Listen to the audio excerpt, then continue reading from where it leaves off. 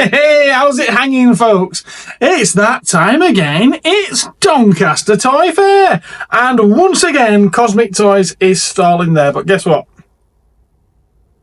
Of all the stalls that I recorded this time at Doncaster, I completely forgot to record Cosmic Toys. But I'm sure that you will find videos from the good folks over at Excelsior's Domain, Spectrum Flipper, and probably a multitude of others that probably managed to capture some Cosmic Toys footage. So don't let that ruin this video for you, because I've still got plenty of other stalls and other great goodies that I recorded just for your viewing pleasure. Alright then, let's take a little look around, shall we?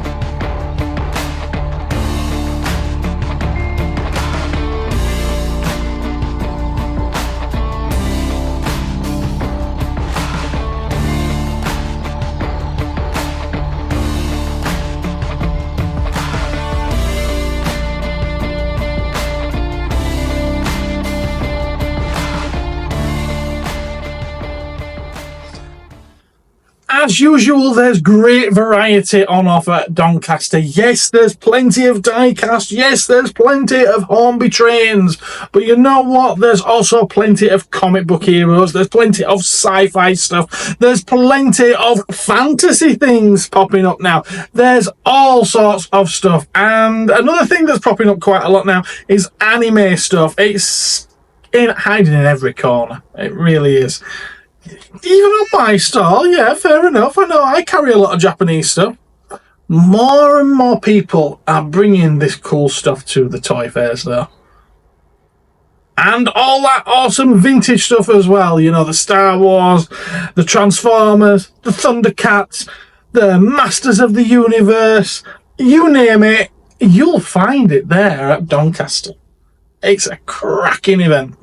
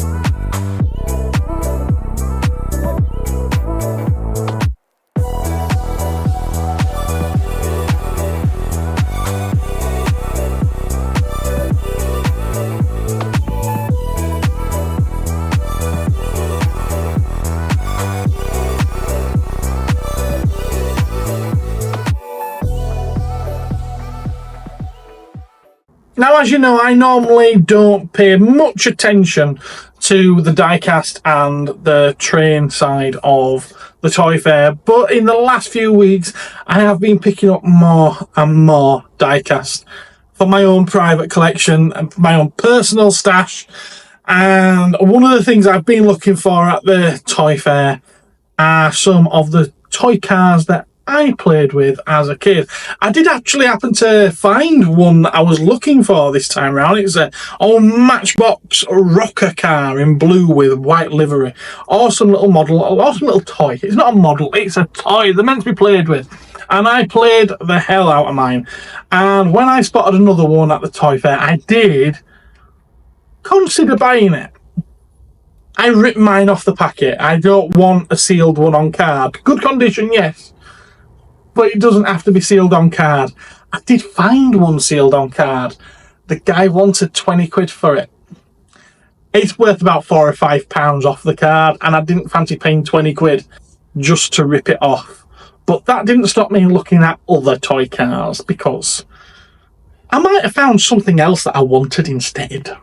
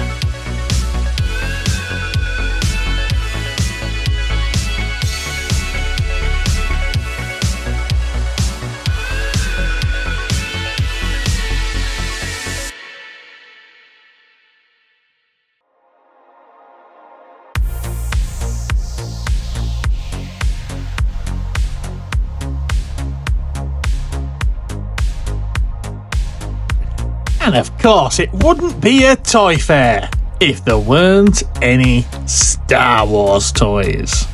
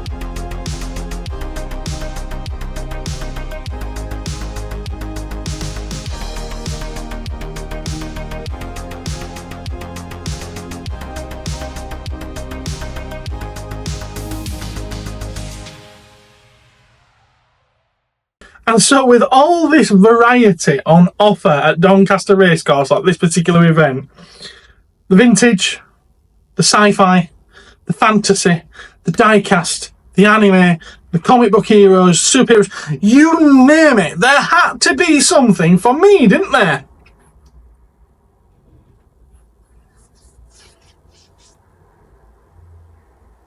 You'd expect me to be coming away with loads of cool goodies, wouldn't you?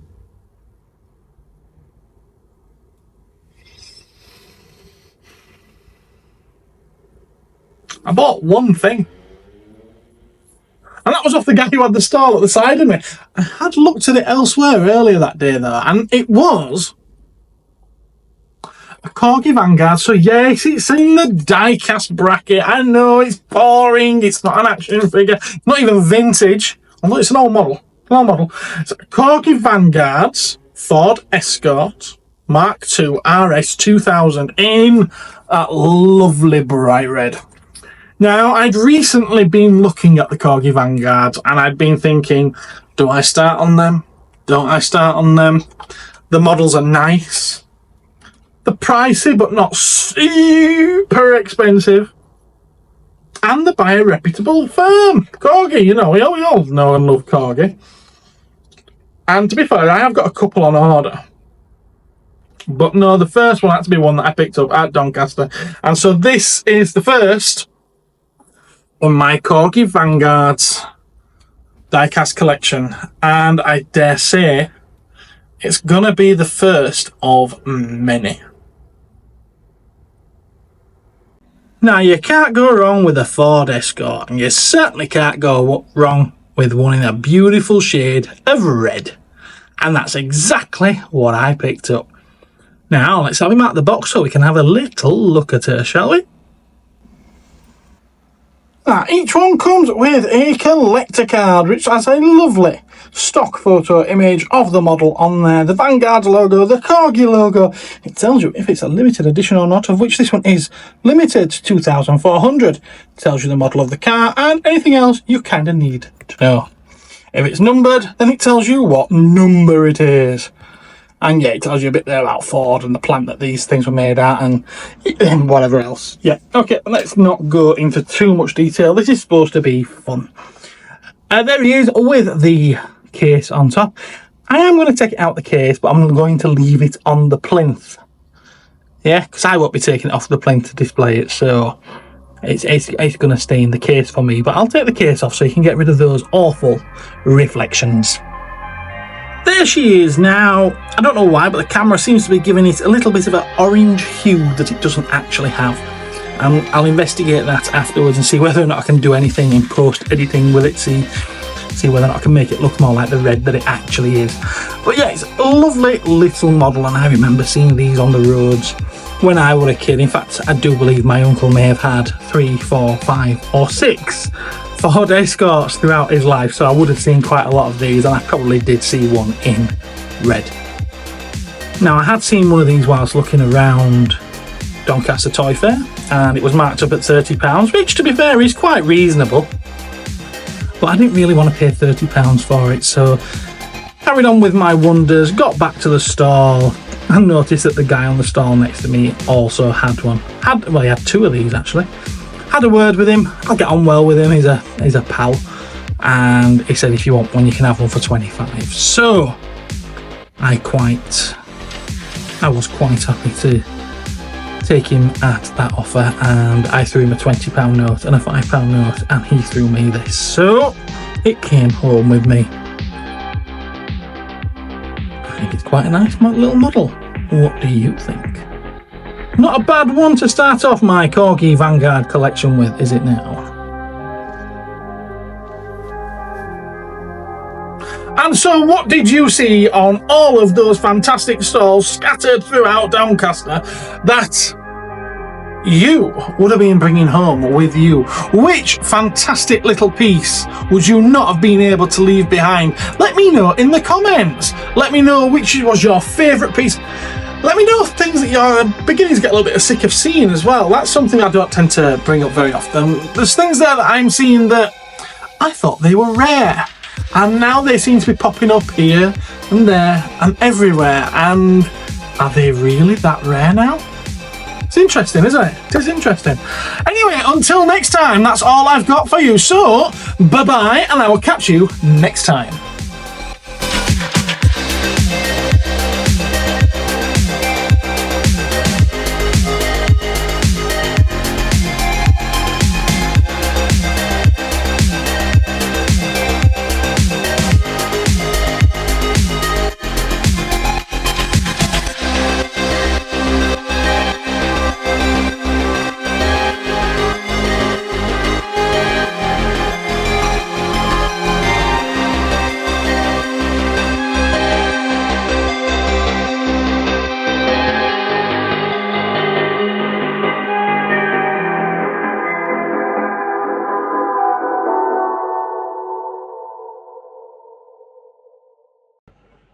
Well, I'm not even finished setting up yet. I'm not even halfway through. And we've already had the first sale of the day.